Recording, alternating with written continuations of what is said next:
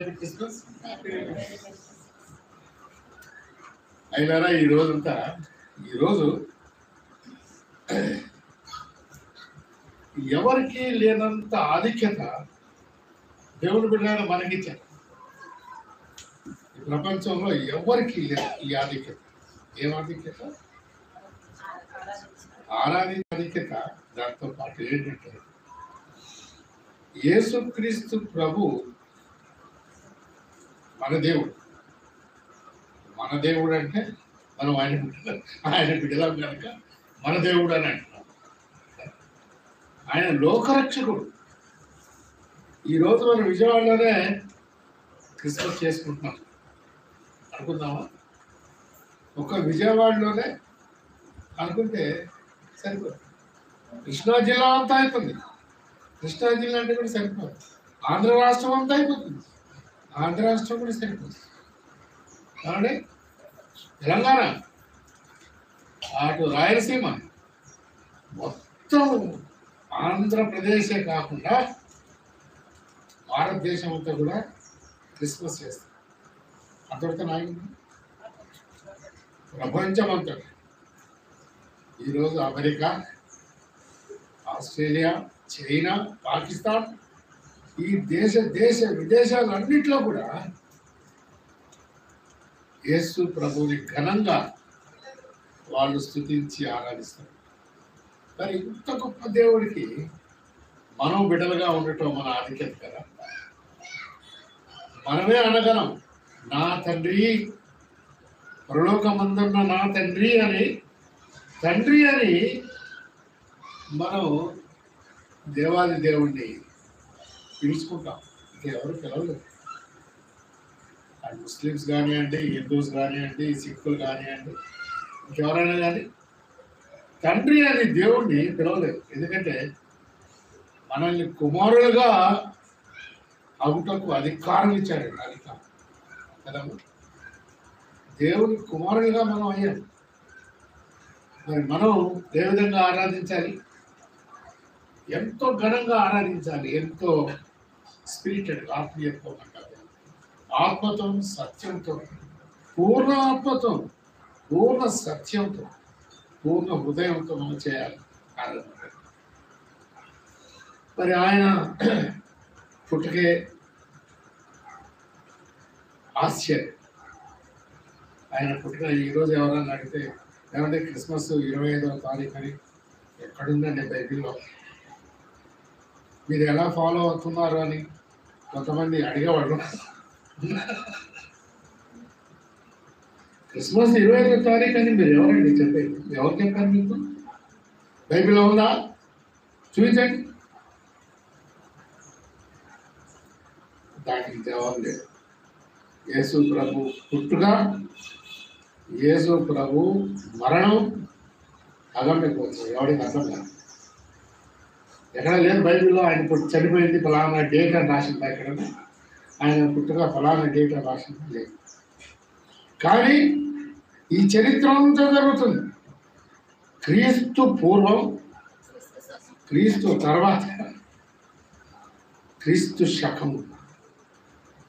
మరి క్రీస్తు ఈ ప్రపంచానికి దాన్ని ఏమంటారు, ఒక సెంటర్ పాయింట్ అయిపోయాడు, మూల స్తంభం.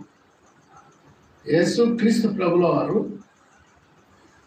ఈ లోకానికి రక్షకుడుగా వచ్చాడు. అందుకని ప్రపంచంలో ఉన్న అన్ని జాతుల వారు, అన్ని కులాల వారు, అన్ని మతాల వారు, మరి దేశ విదేశస్తులు కూడా అందరూ కూడా ఆయనని పూజిస్తారు. ఎందుకంటే ఆయన గొప్ప దేవుడు, మహాదేవుడు.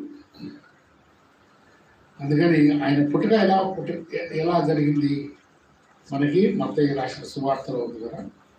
మత్తయి రాసిన సువార్త మొదటి అధ్యాయం. మత్తయి రాసిన సువార్త మొదటి అధ్యాయంలో మరి ఇంతమంది దేవతలు దూతలు వాళ్ళే పుట్టారు. వాళ్ళ పుట్టుకకు మనకి అసలు ఎంత డిఫరెంట్, దేవుడికి ఎంత డిఫరెంట్.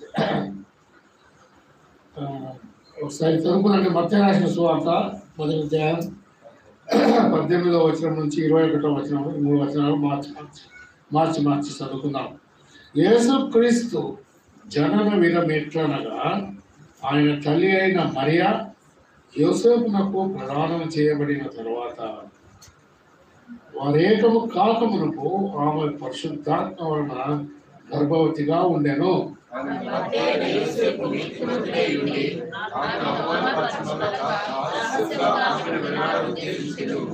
అతడు ఈ సంగతులను గూర్చి ఆలోచించుకొనుచుండగా, ఇదిగో ప్రభు దూత అతని స్వప్నమందు అతనికి ప్రత్యక్షమైంది.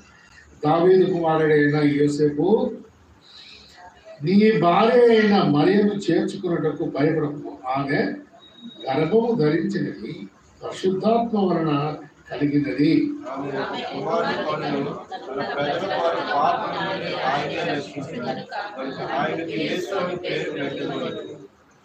చిన్న ప్రార్థన చేసుకున్నారమ్మా. కృపా కనికరం గల దేవా,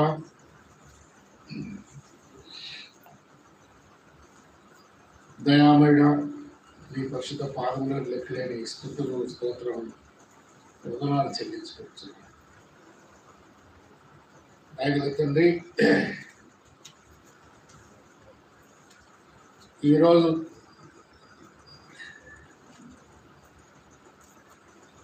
ప్రపంచమంతటా కూడా తండ్రి నీ నామస్మరణ చేస్తూ, నేను ఘనపరుస్తూ, నేను స్తుతిస్తూ, నీ ఎంతగానో గొప్పగా కొనియాడుచున్నారు.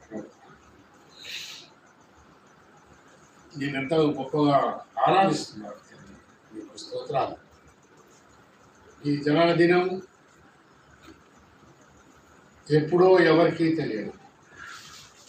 ఈ మరణ దినము ఎప్పుడో ఎవరికీ తెలియదు. ఆశ్చర్యకరుడు, ఆలోచనకర్తవు, ఉన్నత మహోన్నత స్థలాల్లో నివసించే దేవుడు ఈ భోగభాగ్యాలన్నీ వదులుకొని నా కొరకు మా కొరకు ఈ లోకానికి వచ్చారు. ఆయన మమ్మల్ని రక్షించడానికి వచ్చారు. లోక రక్షకుడు మీరే. మీరు తప్ప మరొక దేవుడు లేడు. నేనే మార్గం, నేనే సత్యం, నేనే జీవం అని ప్రభువా మీరే రుజువు చేసుకున్నారు. ఆయన మీరు తప్ప మాకు దేవుడు లేడు, పరలోకముందు కానీ భూమి యందు కానీ ఎక్కడ లేరు అని భక్తులు దావీదు మా పితరులు శ్లాఘించారు. ఆ విధంగా ప్రభువా, మీరు మాకు ఇచ్చిన గొప్ప ఆధిక్యతను బట్టి, భాగ్యాన్ని బట్టి మీకే వందనాలు చెల్లిస్తూ, ఈ ఉదయకాల సమయంలో జరగనున్నటువంటి గొప్ప ఆరాధన కూటానికి ఇచ్చేసిన బిడ్డలందరినీ కూడా దీవించమని, అదేవిధంగా ప్రభా దేవుడైన నన్ను నీ వాక్యం చేత నింపమని, నీ ఆత్మ చేత నింపమని, అభిషేకించమని వేడుకుంటూ, ఆయన నీ యొక్క జననం వలన మాకు కలిగినటువంటి ఆ రక్షణ భాగ్యాన్ని చేతపట్టుకొని మా జీవితాంతం వరకు మేము కొనసాగే భాగ్యం అనుగ్రహించమని యేసయ్య పుణ్యనామమున ప్రార్థిస్తున్నాం తండ్రి. ఆమేన్.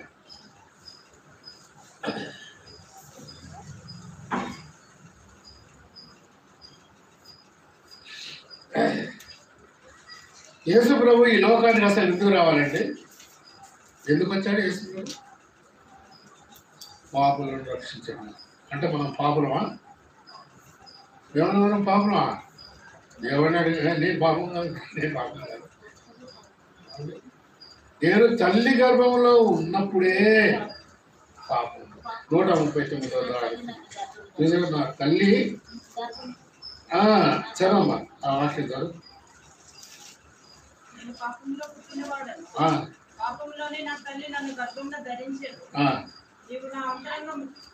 చదవండి. కళ్ళ చేసిన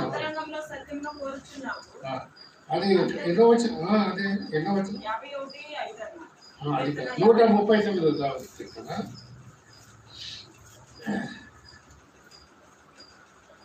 13వ వచనం చదవండి. 13 చదవండి.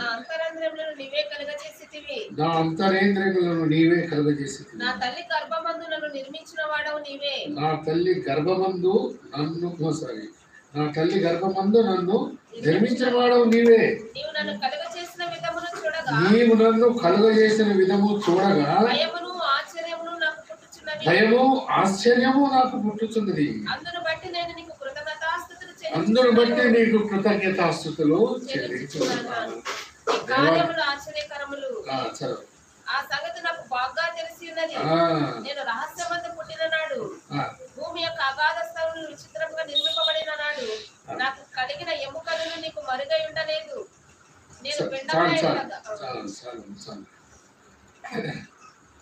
నన్ను కలుగజేసిన విధము చూడగా భయము ఆశ్చర్యం. ఈ మన అనాటమీ ఆర్ ఫిజియాలజీ, మన యొక్క బాడీని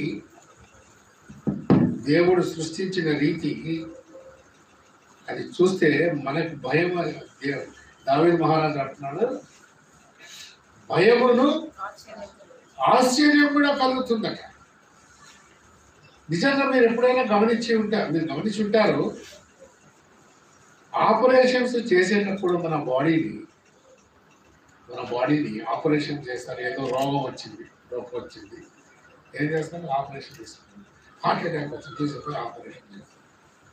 వాడు చేస్తున్నప్పుడు వానికి అర్థం కాని విషయాలు ఏంటంటే, మన బాడీలో ఏమేమి పార్ట్స్ ఉన్నాయి అనేది డాక్టర్కి తెలిసి ఎన్ని పార్ట్స్ ఉన్నాయి, అసలు నరాలు, ఎముకలు, ఇవన్నీ కూడా లెక్కేస్తే భయము, వణుకు. నిజంగానే మీరు ఎంతమంది పోస్ట్ మార్టం, చెప్పకూడదు, పోస్ట్ మార్టం చూసారా? చనిపోయిన తర్వాత వాళ్ళని కోసి దూది వేసి కట్టేస్తారు. మనం అది చూస్తే మతిపోతారు. మానవుని యొక్క శరీరం ఇంత గొప్పగా ఉందా, ఇంత గొప్పగా. అసలు ఈ గోరు ఎందుకు పనిచేస్తుందో ఎవరైనా చెప్పగలరా? ఈ గోరు, ఈ వెంట్రుకలు ఎందుకు ఉన్నాయో చెప్పగలరా? అసలు రకరకాల మన బాడీని మనం ఆలోచన చేస్తే, మన బాడీకి దేవుడు ఇచ్చినటువంటి ఏర్పాటు చేసినటువంటి ఈ యొక్క స్ట్రక్చర్ ఎంతో ఆశ్చర్యకరం. కన్ను పెట్టాడండి దేవుడు. కన్నులో ఎన్ని రకాలుగా ఉన్నదో, కన్నులో ఎన్నో రెటినా అని అదే అని ఇదే అని. మనం ఏదైనా ఒక బొమ్మను తయారు చేస్తే, ఈ మధ్యకాలంలో బయటకు పోయినప్పుడు నేను చూసాను, ప్లాస్టిక్ దాంతో బొమ్మను తయారు చేశారు. అసలు మనిషి ఉన్నట్టే ఉంటుంది, కానీ మనిషి కాదు. ఏమంటే పక్కన నిలబడి మనం ఫోటో తీసుకుంటే మనిషి ఉన్నట్టే ఉంటాడు అన్నమాట.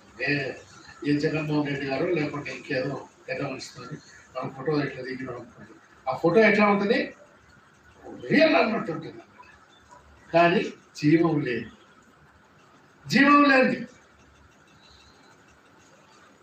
మన యొక్క అంతరింద్రియములను నిర్మించిన వాడు దేవుడే. అవి ఎవరికి అర్థం కాదు, ఎవరు చేయలేడు. ఆయన సృష్టి మహా గొప్ప సృష్టి.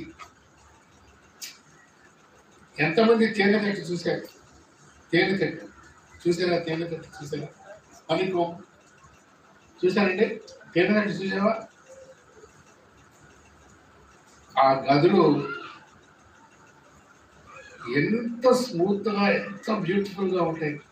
అవి కట్టుకున్నారు గదులు. పిచ్చుక చూడండి, పిచ్చుక ఎలా కట్టారు? ఎక్కడి నుంచో తీసుకొస్తే కట్టేస్తారు కదా. వాటికి అంత తెలివి ఎక్కడది? దేవుడిచ్చిన తెలివి. వీళ్ళ అంత దేవాది దేవుడు, గొప్ప దేవుడు మనల్ని సృష్టించింది. ఆయనను స్తుతించడానికి, ఆయనను బలపరచడానికి, ఆయనను ఆరాధించడానికి. అది కూడా మనస్ఫూర్తిగా,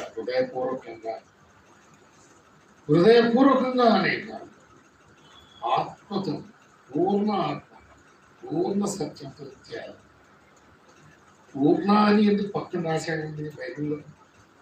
ఆత్మతోనూ సత్యంతో అంటే ఇంకా సగం సగం అట్లా ఏదో పాత్రట్లు వదిలిపెట్టట అంతే కదా. మనకేంటంటే పూర్ణ ఆత్మ, పూర్ణ సత్యంతో నా దగ్గర రావాలంటే అవునా. ఒకసారి 145వ దావీదు కీర్తన చూడండి. 145వ దావీదు కీర్తన 17వ వచనం. యెహోవా తన మార్గములన్నిటిలో నీతి గలవాడు, తన క్రియలన్నిటిలో కృప చూపువాడు. 18వ వచనం. తనకు మొరపెట్టు వారి అందరికీ, తనకు నిజముగా మొరపెట్టు వారికి అందరికీ యెహోవా సమీపంగా ఉన్నాడు. చూసారా పిల్లరా? ఈ డిఫరెన్స్ ఏంటో గుర్తుపట్టారా? ఈ డిఫరెన్స్ ఏంటో గుర్తుపెట్టారా? నిజముగా అందరం మనం ఏదో ముఖస్థుతి కోసం అందరూ నన్ను ప్రేజ్ చేయాలన్న దాంతో ఏం చేస్తాం? మనం ప్రార్థనలు చేస్తాం, ఆరాధిస్తాం. చక్కటి చక్కటి పదాలతో మనం ఆరాధన చేస్తాం. ఆ ఆరాధన దేవునికి ఇంపుగా ఉండాలి అంటే నువ్వు నిజముగా మొరపెట్టాలి. మనం నిజముగా మొరపెట్టినట్లయితే దేవుని చెవుల్లోకి చొచ్చుకొని పోయేటట్టుగా చేయాలి. ఏమండి? దేవుని చెవుల్లోకి మన ఆరాధన, మన ప్రార్థన, మన మొర చొచ్చుకొని పోవాలి. చొచ్చుకొని పోకుండా చేసే ప్రార్థన రూఫ్ కూడా దాటదు. అంతే కదా, ఈ రూఫ్ దాటాలి అంటే ఆయన చెవుల్లోకి చొచ్చుకొని పోయేటట్టుగా ఉండాలి. అలా చేయనట్లయితే మనం హృదయపూర్వకముగా ఆయనను ఆరాధించట్లేదు అన్నమాట. ఎందుకు చేయలేకపోతున్నాం హృదయపూర్వకంగా? మన పాపాలే మనకి దేవునికి అడ్డుగా వచ్చిందట. ఈ అడ్డు తొలగించాలి. దేవాది దేవుడు అందుకోసం ఏం చేశాడు? నాకును నా బిడ్డలకు మధ్యన గోడగా ఈ సాతానుగాడు తీసుకొచ్చినటువంటి పాపాన్ని, అడ్డు గోడని తొలగించాలంటే ఎవరు వెళ్ళాలి? ఎవరు చేయాలి? ఎంతో కష్టమైంది, ఎంతో ఖరీదైంది. ఎంత ఖరీదైందంటే చూడండి, 139 ఉన్నాయి. 139వ దావీదు కీర్తన, సారీ 49వ దావీదు.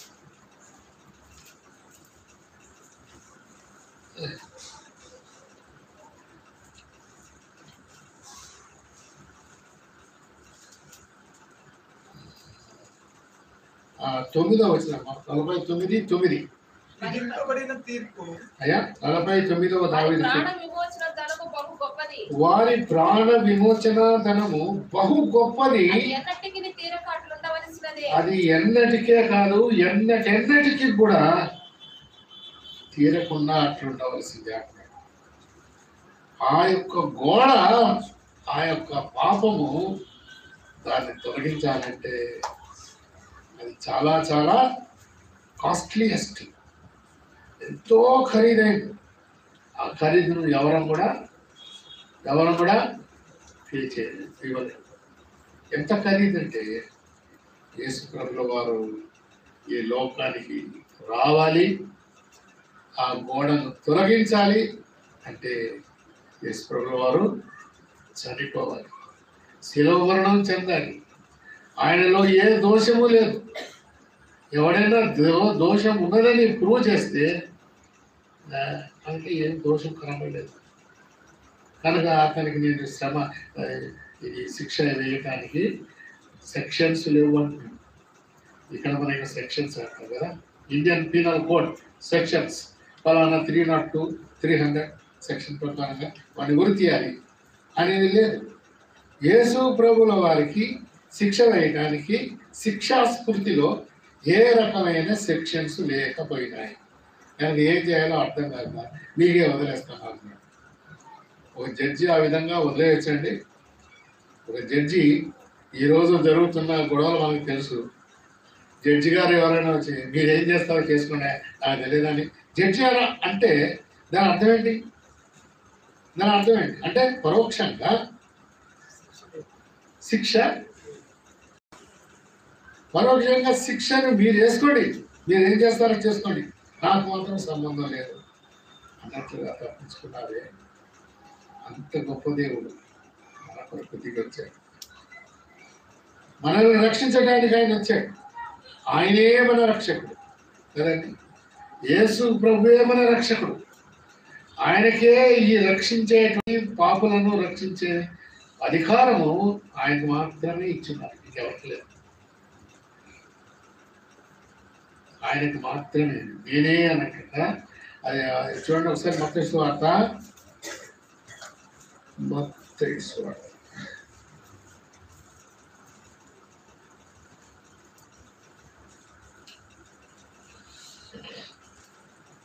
మత్తయి సువార్త 5వ అధ్యాయం ఉంటుందండి, 6వ అధ్యాయం ఏమో 6:24 అంటే సారీ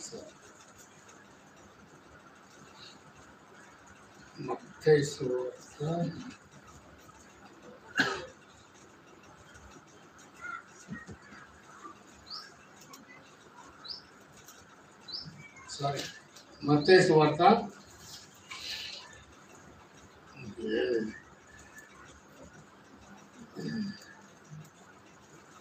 9వ అధ్యాయం 6వ వచనం దయచేసి చూడండి.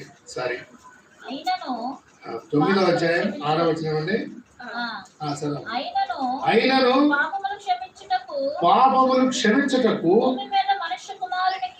భూమి మీద మనుష్య కుమారునికి అధికారము కలదని మీరు తెలుసుకునవలనని చెప్పి, చాలా భూమి మీద మనుషులందరికీ కలిగినటువంటి ఈ పాపపు గోడను తొలగించడానికి ఆయనకు మాత్రమే అధికారం. ఆయన అధికారాన్ని పుచ్చుకొని ఈ లోకానికి వచ్చాడు, ఈ లోకానికి నర రూపంలో పుట్టాడు. అదే మత్తయి సువార్త 1వ అధ్యాయం దాంట్లో రాసిన చూడండి ఒకసారి. మత్తయి సువార్త 1వ అధ్యాయము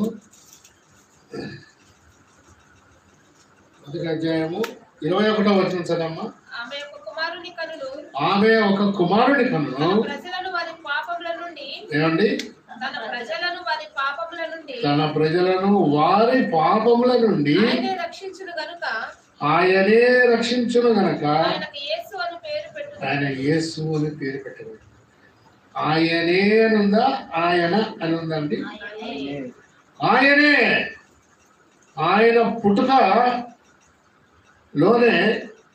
దేవాది దేవుడు ఆయనకి పూర్తి అధికారాలు ఇచ్చాడు.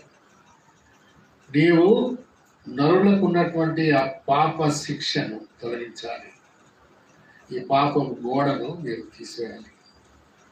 నన్ను తిరిగి నా కుమారులతో సంతోషంగా గడిపే రోజులు నాకు కావాలి. ఆదాము అవ్వలు ఆ రోజు సంధ్యావేళలో సాయంకాల సమయంలో ఆ ఏదైనా తోటలో వారితో దేవుడు ఎంతో సంతోషంగా గడిపిన రోజులు ఉన్నాయని మనం బైబిల్లో చెప్పబడింది. అలాంటి రోజులు తిరిగి నేను చూడాలి, నా బిడ్డలు తిరిగి నా దగ్గరకు రావాలి, నా బిడ్డలతో నేను సంతోషంగా జీవించాలి.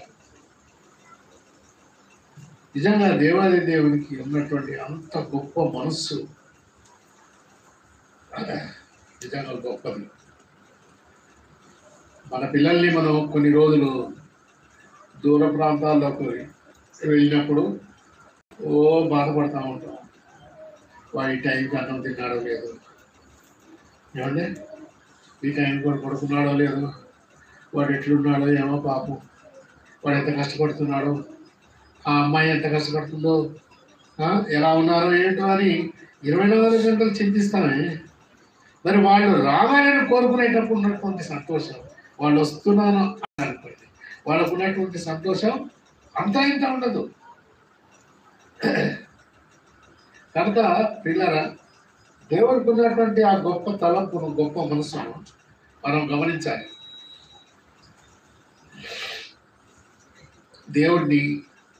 దేవునికి మనకు ఆ మధ్య గోడను తొలగించడానికే యేసు ప్రభుల వారు ఈ లోకానికి వచ్చారు.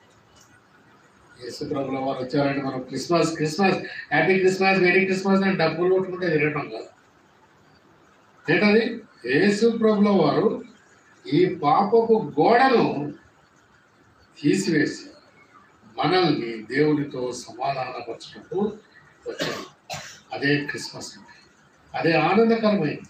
శుభవార్త అంటే ఏంటది? శుభవార్త అంటే ఆ పాపం గోడను తీసివేసి, నీలో ఉన్న మలినాన్ని తీసివేసి, నీలో ఉన్నటువంటి అపవిత్రతనంతా తీసివేసి, శుభ్రపరిచి, ఆయన శిలువ రక్తం ద్వారా నేను శుద్ధీకరించి బలపరిచి దేవునికి అప్పగించి ఏమంటున్నాడు?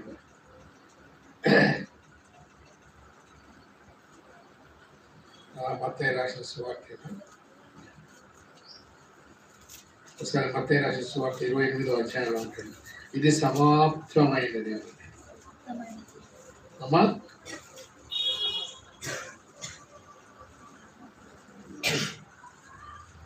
ఏమంటారు చూడండి, చదువు 28 చదవమ్మా. నేను మీకు ఏ సంగతులను ఆజ్ఞాపిస్తున్నానో వాటన్నిటినీ గైకొనవలెనని వారికి బోధించుడు. ఇదిగో నేను యుగ సమాప్తి వరకు. అది అదే ఇది సమాప్తమైనదని ఎక్కడ ఉన్నది చూడండి.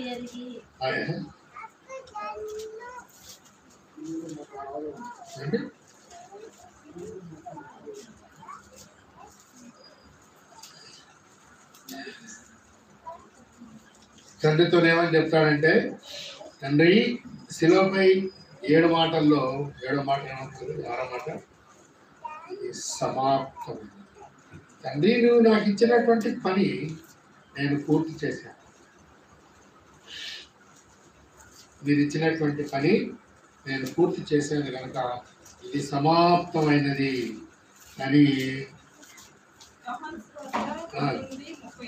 చదవమ్మా. Thank you. యేసు ఆ చిరక పుచ్చుకొని సమాప్తమైనదని చెప్పి తల వంచి ఆత్మను అప్పగించింది. 19:30 రైట్. యేసు ఆ చిరక పుచ్చుకొని సమాప్తమైనదని చెప్పి తల వంచి ఆత్మను అప్పగించుకున్నాడు.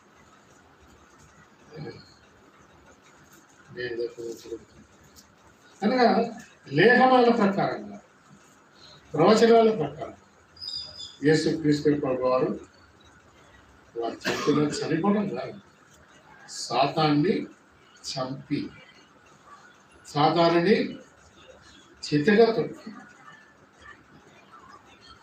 సమాధిని చితక తొక్కి, మరణాన్ని చితక, సమాధి కూడా భరించలేదు, తిరిగి లేచి సజీవుడిగా మన మధ్యకు వచ్చి, నేనున్నాను, మీరు భయపడకండి, తిరిగి నేను వస్తాను, మీరు సిద్ధంగా ఉండండి. అందుకని దాంట్లో ఏమన్నది? చివరి వచనంలో ఏందాక, నేను ఆజ్ఞాపించినవన్నీ కూడా నేను ఆజ్ఞాపించినవన్నిటిని కూడా మీరు చేయండి. ఆయన ఆజ్ఞాపించింది ఏంటి? చెప్పమ్మా.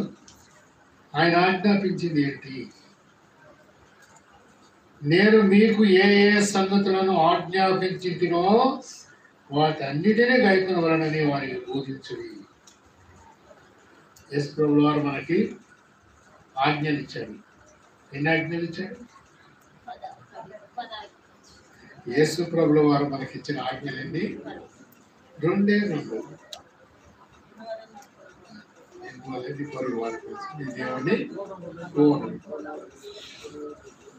ఇవి చేయండి, మారు మనసు పొందుడి, పరలోక రాజ్యం సమీపించింది అని చెప్పండి అని అంటుంది. మనలో అది చేస్తే చాలు అని అన్నాడు. నేను మీకు ఏ ఏ సంగతులను ఆజ్ఞాపించుతునో దాన్ని చేయమని, వాటన్నిటిని గైకొనవలని వారికి బోధించు. యుగ సమాప్తి వరకు సదాకాలం మీతో కూడా ఉన్నారు. యుగ సమాప్తి వరకు. ఇప్పుడంతా ఈ కరోనా అని అయిపోయింది అంటున్నారు కదండి. ఈ యుగ సమాప్తి ఎప్పుడు వస్తుందో మనకు తెలియదు. యుగ సమాప్తి వరకు నేను మీతో ఉంటాను, నేను తోడుగా ఉంటాను, మీరు భయపడకండి, మీ చెయ్యి పట్టుకొని నేను వదలను అని యేసు ప్రభువు వారు మనకి ఇచ్చిన వాగ్దానాన్ని మనం మనకిచ్చినటువంటి ఆజ్ఞను మనం ఖచ్చితంగా నెరవేర్చాలి. మనం ఖచ్చితంగా చేస్తేనే మనకి పరలోక రాజ్యంలో మనకి స్థలం ఉంటుంది. కాబట్టి ప్రియులారా, ఈ క్రిస్మస్ పండుగ సందర్భంగా యేసు ప్రభువుల వారి జన్మదిన సందర్భంగా మీ అందరికీ శుభాకాంక్షలు తెలియజేస్తూ, యేసు ప్రభువు వారు ఇచ్చినటువంటి ఆజ్ఞల్ని మనం గైకోవాలి. అసలు క్రైస్తవుడు అంటే ఏంటండి? క్రీస్తును ధరించిన వాడని కొందరు అంటారు, ఏమనుకోండి. క్రీస్తుకు సాక్షిగా ఉన్నవాడు క్రైస్తవుడు, క్రీస్తును ధరించిన వాడు క్రైస్తవుడు. క్రీస్తును చూసిన వెంటనే వీళ్ళు క్రైస్తవులు అని చెప్తారు. ఎందుకంటే సిస్టర్స్ని అయితే ఈజీగా గుర్తుపడతారు, జెంట్స్ని అయితే గుర్తుపడతారు. వారి పేరుతో గుర్తుపట్టారు, వారి డ్రెస్సింగ్తో గుర్తుపట్టారు, ఏం లేదు. కానీ క్రైస్తవుడిగా చేయాల్సిన పనులేంటి? ఈ లోకానికి యేసు ప్రభువుల వారిని పరిచయం చేయాలి. ఈ లోకానికి యేసు ప్రభువుల వారిని పరిచయం చేయాలి. ఈ పరిచయం చేయటంలో మన వంతు కృషి ఎంత ఉండాలంటే చాలా సింపుల్. మనం ఈ ట్రాక్ ఒకటి తీసుకొని ఇస్తాం, అది తీసుకుని ఆర్డర్ పడేస్తాం, పరువు వెళ్తాం, ఇంకో మనం ఒక్కరైనా చదువుతారు, ఒక్కరైనా చూస్తారు, ఆ పై హెడ్డింగ్ అయినా చూస్తారు, ఏసే లోక రక్షకుడు. దీని గురించి పెద్ద కొట్లాటలేండి హైదరాబాద్. యేసు ప్రభు అందరికీ ప్రభు, యేసు క్రీస్తు అందరికీ ప్రభు. అందరికీ నీకైతే మాకు కాదు. యేసు ప్రభు అందరికీ దేవుడు, యేసు క్రీస్తు అందరికీ ప్రభు. నువ్వు ఒప్పుకున్నా ఒప్పుకోకపోయినా నువ్వు చదివావు, చాలా సంతోషం అనుకుంటే మనం బయటకు వెళ్తాం. అది పనిచేస్తుంది. కనుక పిల్లరా, మనం ఆయన ఆజ్ఞలను గైకొనాలి, ఆయన సంతోషపెట్టాలి, హృదయపూర్వకంగా మనం వేడుకోవాలి. ఆయన యొక్క దాన్ని ఏమంటారు, వచ్చిన పర్పస్ ఫుల్ఫిల్ చేయాలంటే మన యొక్క రియాక్షన్ బట్టి ఉంటుంది. అందుకని యేసు ప్రభువుని మనం హృదయపూర్వక